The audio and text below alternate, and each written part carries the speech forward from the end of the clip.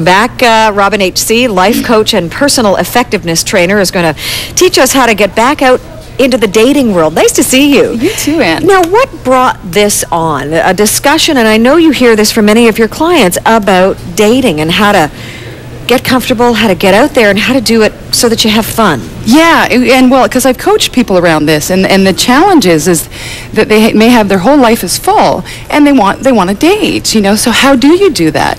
I think you have to be bold, and as we spoke last week, stepping outside of our comfort zone is the beginning for it, you know. Now, especially for people, and stats are telling us that so many marriages end in divorce, sadly. Yes. It means some time has passed. If you've put some energy into your marriage and it just didn't work, it could mean that you're back out there in your late 20s, your 30s, your 40s, even your 50s. A lot of people just don't have the confidence or the wherewithal to get out there and date. They don't know how to find and then to discover and to do it. Yeah, that's it.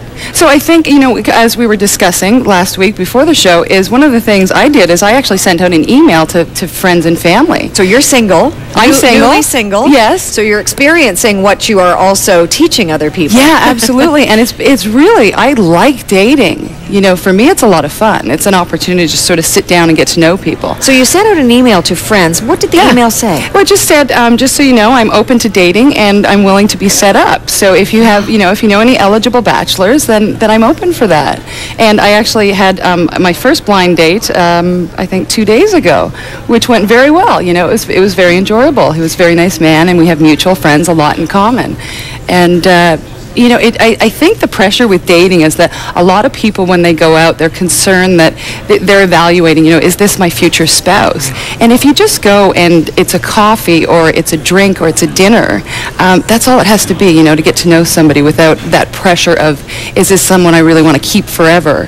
It's like auditioning, and I think a lot of people also think, what is this individual thinking of me? Am I interesting enough to that person? Am I cute enough, or whatever it is? Am I, it's so hard. You do this dance where you're not really telling the truth, but you shouldn't maybe tell everything on a first date. Yeah, and for women, because, you don't sit down and say, I really want kids and I want to get married, because it's, that's often what they're thinking. But, no, you just want to sort of feel it out and give it an opportunity and look at it as just a meeting, and not a long-term thing, and see how you end up. And an expansion of your personality. Lots of people, though, they'll say, well, if you're sending out emails saying you're ready to date, that maybe it seems a little desperate.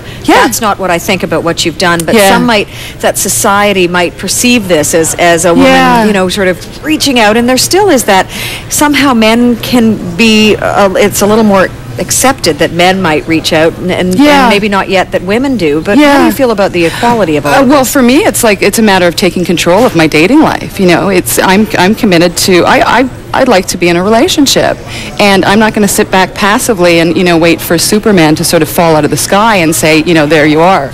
So for me, it's just meeting people and putting myself out there, and, every opportunity I get. Do you find that people, and maybe you advise this to your clients, that you have to do perhaps a little repair work on yourself? Perhaps you've come out of a relationship and it's left you wondering what the heck has gone on and who you are. Do you have to sort of work first on yourself before you head out and find new relationships, whatever I think they absolutely. I've been single for just over a year, and I did a lot of sort of healing because I had come out of a marriage, and really dealing with that, and also looking at the areas in my life where I could develop and my own self-esteem. So I think that's important to do before you start dating, and to really get a good grasp of what I'm finding is I'm rediscovering me. And I'm getting to be me again, and just being completely self-expressed.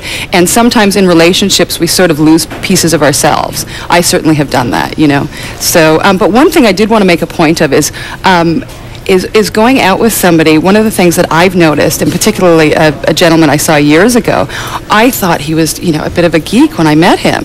And by the second date, he was the most handsome man, the most wonderful man I had ever met. So always keeping things open and having a second meeting. So does that mean make sure that you are patient and and don't be so quick to judge and evaluate, and especially on appearance. All right, very good, Robin. Thank you so much, and good luck with your dating endeavors. We'll have to sort of keep a chronicle of this as time goes on. Will. Thanks, Thank you, Robin. That wraps up this half hour here on CP24. Thanks for being with us. The top stories making Toronto's news coming up.